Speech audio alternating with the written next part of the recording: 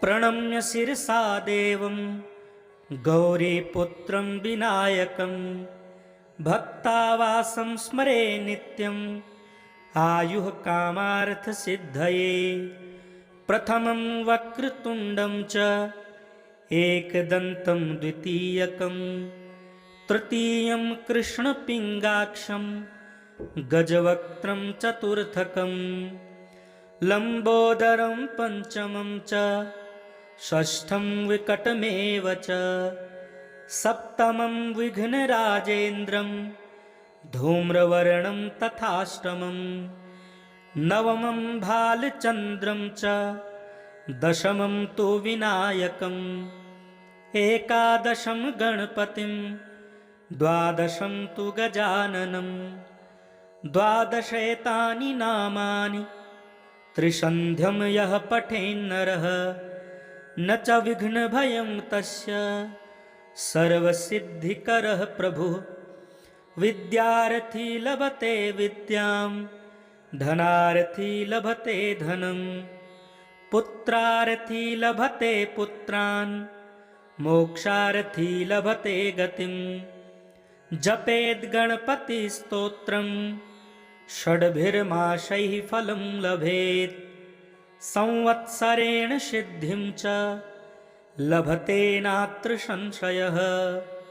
अष्टेभ्यो ब्राह्मणेभ्यश्च लिखित्वा यः समर्पयेत् तस्य विद्या भवेत् सर्वा गणेशस्य प्रसादतः।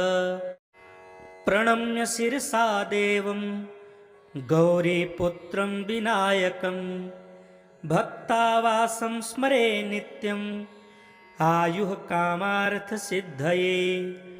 प्रथमं वक्रतुण्डं च एकदन्तं द्वितीयकं तृतीयं कृष्णपिङ्गाक्षं गजवक्त्रं चतुर्थकं लम्बोदरं पञ्चमं च षष्ठं विकटमेव च सप्तमं विघ्नराजेन्द्रं धूम्रवर्णं तथाष्टमं नवमं भालचन्द्रं च दशमं तु विनायकम् एकादशं गणपतिं द्वादशं तु गजाननं द्वादशेतानि नामानि त्रिसन्ध्यं यः पठेन्नरः न च विघ्नभयं तस्य सर्वसिद्धिकरः प्रभुः। विद्यार्थी लभते विद्यां धनार्थी लभते धनं पुत्रार्थी लभते पुत्रान् मोक्षार्थी लभते गतिं। जपेद् गणपतिस्तोत्रं षड्भिर्मासैः फलं लभेत् संवत्सरेण सिद्धिं च लभते नात्र संशयः। अष्टेभ्यो ब्राह्मणेभ्यश्च लिखित्वा यः समर्पयेत् तस्य विद्या भवेत् सर्वा गणेशस्य प्रसादतः। प्रणम्य शिरसा देवं गौरीपुत्रं विनायकं भक्तावासं स्मरे नित्यम् आयुः कामार्थसिद्धये। प्रथमं वक्रतुण्डं च एकदन्तं द्वितीयकं तृतीयं कृष्णपिङ्गाक्षं गजवक्त्रं चतुर्थकं लम्बोदरं पञ्चमं च षष्ठं विकटमेव च सप्तमं विघ्नराजेन्द्रं धूम्रवर्णं तथाष्टमं नवमं भालचन्द्रं च दशमं तु विनायकम् एकादशं गणपतिं द्वादशं तु गजाननं द्वादशेतानि नामानि त्रिसन्ध्यं यः पठेन्नरः न च विघ्नभयं तस्य सर्वसिद्धिकरः प्रभुः। विद्यार्थी लभते विद्यां धनार्थी लभते धनं पुत्रार्थी लभते पुत्रान् मोक्षार्थी लभते गतिं। जपेद्गणपतिस्तोत्रं षड्भिर्मासैः फलं लभेत् संवत्सरेण सिद्धिं च लभते नात्र संशयः अष्टेभ्यो ब्राह्मणेभ्यश्च लिखित्वा यः समर्पयेत् तस्य विद्या भवेत् सर्वा गणेशस्य प्रसादतः प्रणम्य शिरसा देवं गौरीपुत्रं विनायकं भक्तावासं स्मरे नित्यम् आयुः कामार्थसिद्धये प्रथमं वक्रतुण्डं च एकदन्तं द्वितीयकं तृतीयं कृष्णपिङ्गाक्षं गजवक्त्रं चतुर्थकं लम्बोदरं पञ्चमं च षष्ठं विकटमेव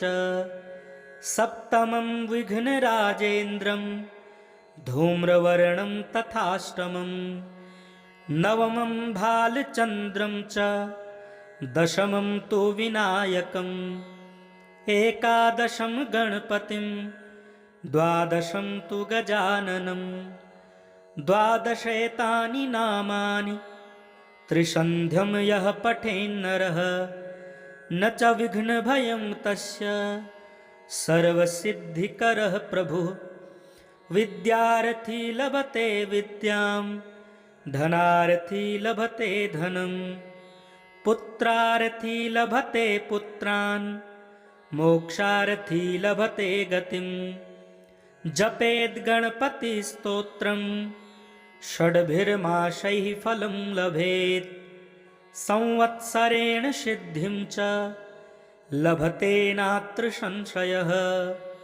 अष्टेभ्यो ब्राह्मणेभ्यश्च लिखित्वा यः समर्पयेत् तस्य विद्या भवेत् सर्वा गणेशस्य प्रसादतः प्रणम्य शिरसा देवं गौरीपुत्रं विनायकं भक्तावासं स्मरे नित्यम् आयुः कामार्थसिद्धये प्रथमं वक्रतुण्डं च एकदन्तं द्वितीयकं तृतीयं कृष्णपिङ्गाक्षं गजवक्त्रं चतुर्थकं लम्बोदरं पञ्चमं च षष्ठं विकटमेव च सप्तमं विघ्नराजेन्द्रं धूम्रवर्णं तथाष्टमं नवमं भालचन्द्रं च दशमं तु विनायकम् एकादशं गणपतिं द्वादशं तु गजाननं द्वादशेतानि नामानि त्रिसन्ध्यं यः पठेन्नरः न च विघ्नभयं तस्य सर्वसिद्धिकरः प्रभुः विद्यार्थी लभते विद्यां धनार्थी लभते धनं पुत्रार्थी लभते पुत्रान् मोक्षार्थी लभते गतिं जपेद्गणपतिस्तोत्रं षड्भिर्मासैः फलं लभेत् संवत्सरेण सिद्धिं च लभते नात्र संशयः अष्टेभ्यो ब्राह्मणेभ्यश्च लिखित्वा यः समर्पयेत् तस्य विद्या भवेत् सर्वा गणेशस्य प्रसादतः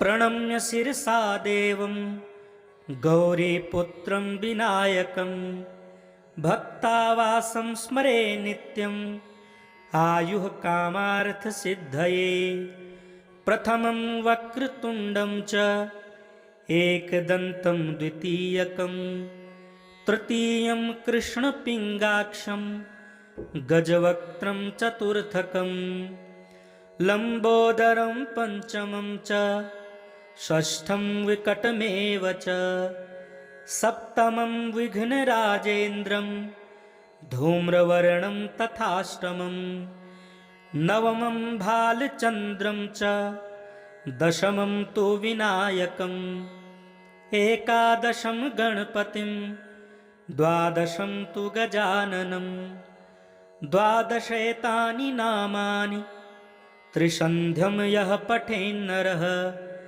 न च विघ्नभयं तस्य सर्वसिद्धिकरः प्रभुः। विद्यार्थी लभते विद्यां धनार्थी लभते धनं पुत्रार्थी लभते पुत्रान् मोक्षार्थी लभते गतिं।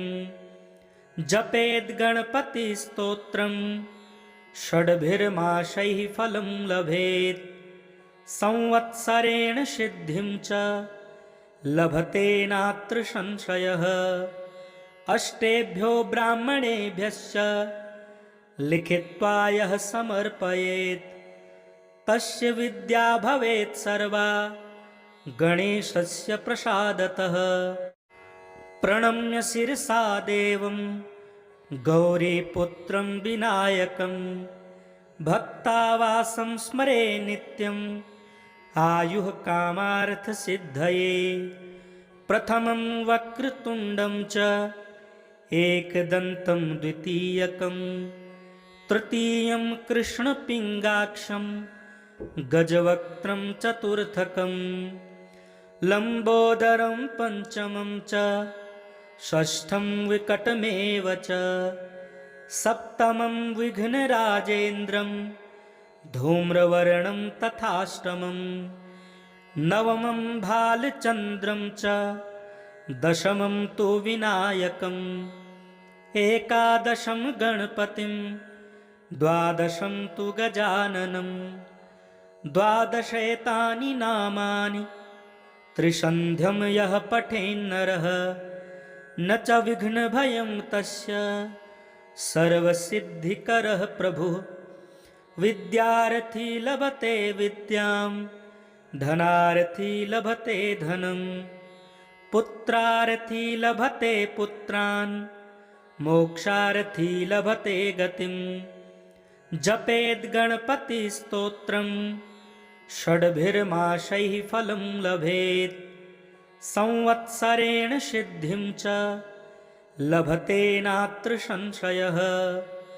अष्टेभ्यो ब्राह्मणेभ्यश्च लिखित्वा यः समर्पयेत् तस्य विद्या भवेत् सर्वा गणेशस्य प्रसादतः। प्रणम्य शिरसा देवं गौरीपुत्रं विनायकं भक्तावासं स्मरे नित्यम् आयुः कामार्थसिद्धये। प्रथमं वक्रतुण्डं च एकदन्तं द्वितीयकं तृतीयं कृष्णपिङ्गाक्षं गजवक्त्रं चतुर्थकं लम्बोदरं पञ्चमं च षष्ठं विकटमेव च सप्तमं विघ्नराजेन्द्रं धूम्रवर्णं तथाष्टमं नवमं भालचन्द्रं च दशमं तु विनायकम् एकादशं गणपतिं द्वादशं तु गजाननं द्वादशैतानि नामानि त्रिसन्ध्यं यः पठेन्नरः न च विघ्नभयं तस्य सर्वसिद्धिकरः प्रभुः। विद्यार्थी लभते विद्यां धनार्थी लभते धनं पुत्रार्थी लभते पुत्रान् मोक्षार्थी लभते गतिं। जपेद् गणपतिस्तोत्रं षड्भिर्मासैः फलं लभेत् संवत्सरेण सिद्धिं च लभते नात्र संशयः। अष्टेभ्यो ब्राह्मणेभ्यश्च लिखित्वा यः समर्पयेत् तस्य विद्या भवेत् सर्वा गणेशस्य प्रसादतः। प्रणम्य शिरसा देवं गौरीपुत्रं विनायकं भक्तावासं स्मरे नित्यम् आयुः कामार्थसिद्धये। प्रथमं वक्रतुण्डं च एकदन्तं द्वितीयकं तृतीयं कृष्णपिङ्गाक्षं गजवक्त्रं चतुर्थकं लम्बोदरं पञ्चमं च षष्ठं विकटमेव च सप्तमं विघ्नराजेन्द्रं धूम्रवर्णं तथाष्टमं नवमं भालचन्द्रं च दशमं तु विनायकम् एकादशं गणपतिं द्वादशं तु गजाननं द्वादशेतानि नामानि त्रिसन्ध्यं यः पठेन्नरः न च विघ्नभयं तस्य सर्वसिद्धिकरः प्रभुः विद्यार्थी लभते विद्यां धनार्थी लभते धनं पुत्रार्थी लभते पुत्रान् मोक्षार्थी लभते गतिं जपेद् गणपतिस्तोत्रं षड्भिर्मासैः फलं लभेत् संवत्सरेण सिद्धिं च लभते नात्र संशयः अष्टेभ्यो ब्राह्मणेभ्यश्च लिखित्वा यः समर्पयेत् तस्य विद्या भवेत् सर्वा गणेशस्य प्रसादतः प्रणम्य शिरसा देवं गौरीपुत्रं विनायकं भक्तावासं स्मरे नित्यम् आयुः कामार्थसिद्धये प्रथमं वक्रतुण्डं च एकदन्तं द्वितीयकं तृतीयं कृष्णपिङ्गाक्षं गजवक्त्रं चतुर्थकं लम्बोदरं पञ्चमं च षष्ठं विकटमेव च सप्तमं विघ्नराजेन्द्रं धूम्रवर्णं तथाष्टमं नवमं भालचन्द्रं च दशमं तु विनायकम् एकादशं गणपतिं द्वादशं तु गजाननं द्वादशेतानि नामानि त्रिसन्ध्यं यः पठेन्नरः न च विघ्नभयं तस्य सर्वसिद्धिकरः प्रभुः विद्यार्थी लभते विद्यां धनार्थी लभते धनं पुत्रार्थी लभते पुत्रान् मोक्षार्थी लभते गतिं जपेद् गणपतिस्तोत्रं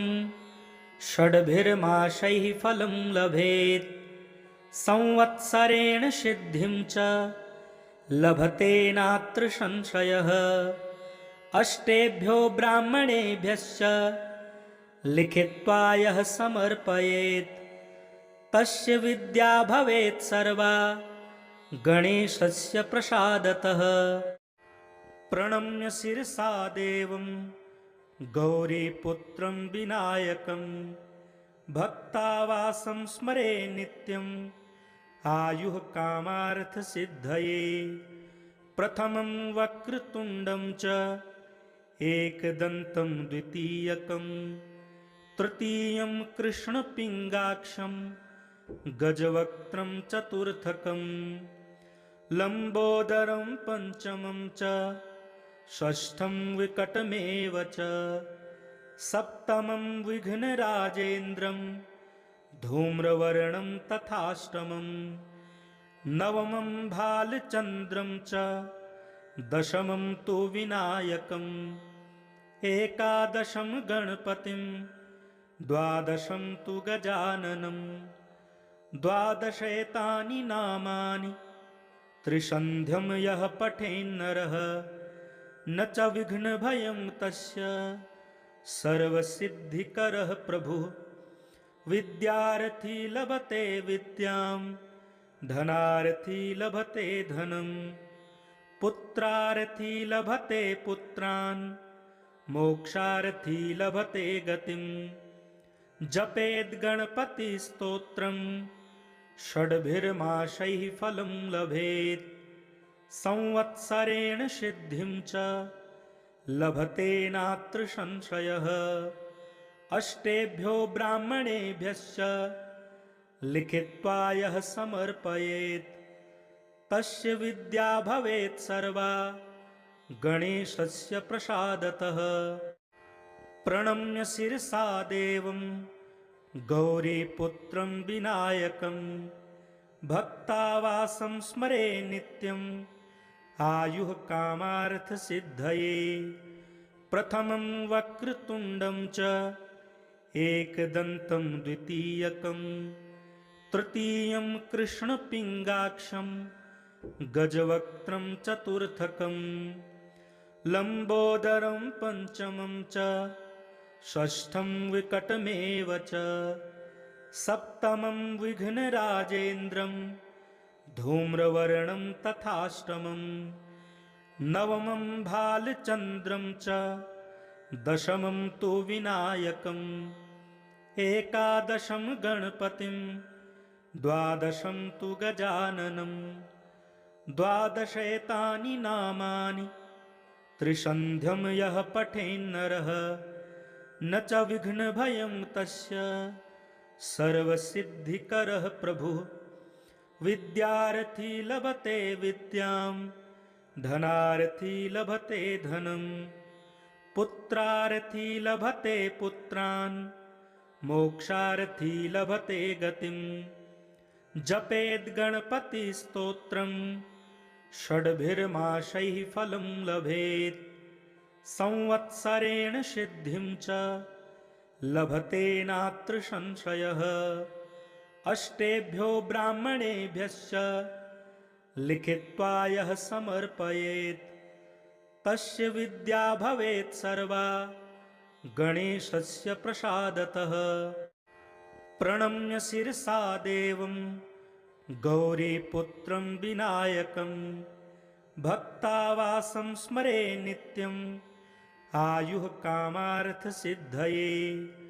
प्रथमं वक्रतुण्डं च एकदन्तं द्वितीयकं तृतीयं कृष्णपिङ्गाक्षं गजवक्त्रं चतुर्थकं लम्बोदरं पञ्चमं च षष्ठं विकटमेव च सप्तमं विघ्नराजेन्द्रं धूम्रवर्णं तथाष्टमं नवमं भालचन्द्रं च दशमं तु विनायकम् एकादशं गणपतिं द्वादशं तु गजाननं द्वादशैतानि नामानि त्रिसन्ध्यं यः पठेन्नरः न च विघ्नभयं तस्य सर्वसिद्धिकरः प्रभुः।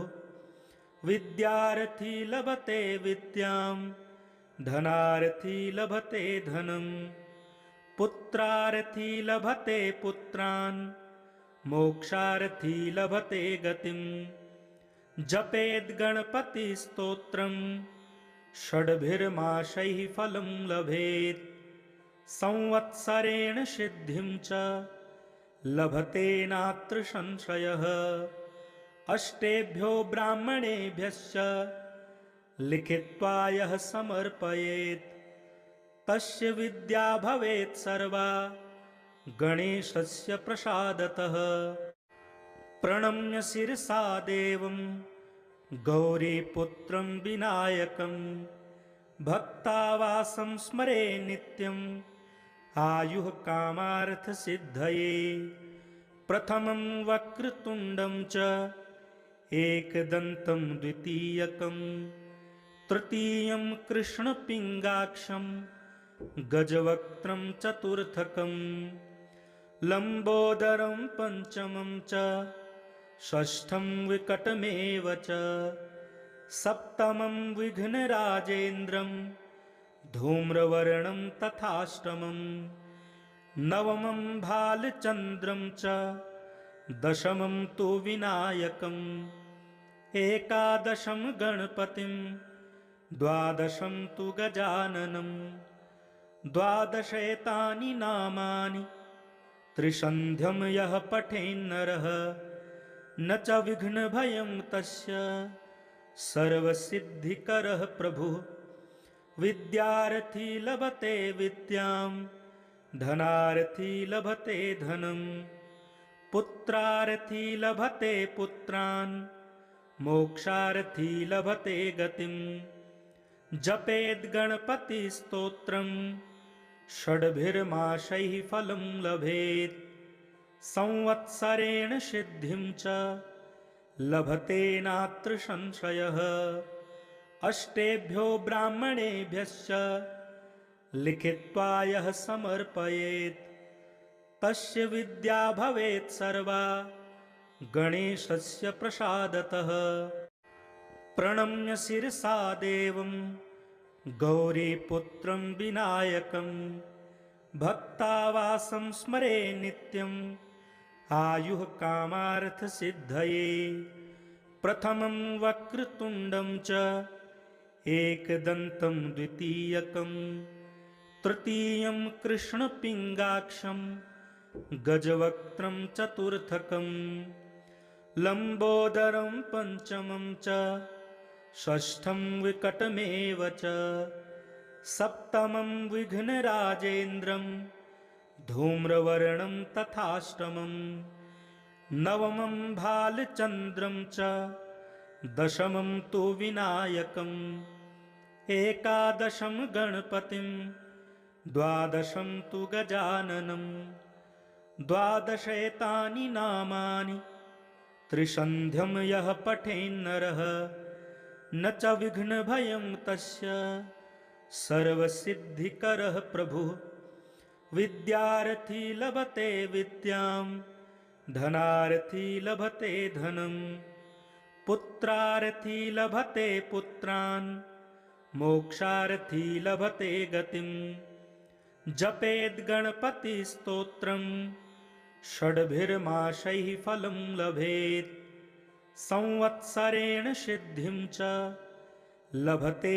नात्र संशयः अष्टेभ्यो ब्राह्मणेभ्यश्च लिखित्वा यः समर्पयेत् तस्य विद्या भवेत् सर्वा गणेशस्य प्रसादतः।